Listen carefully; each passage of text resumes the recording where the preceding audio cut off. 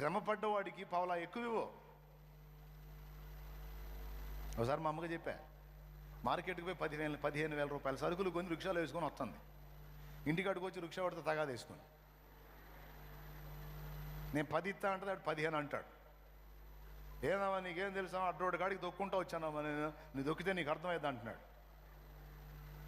ఏందది, ఏం బరువు, నేను ఎంత బరువు ఉన్నా ఈ ఎంత బరువు ఉంది? లేదు అంత తక్కువ బరువు ఉంటుందా? నేను పోయే సమయానికి,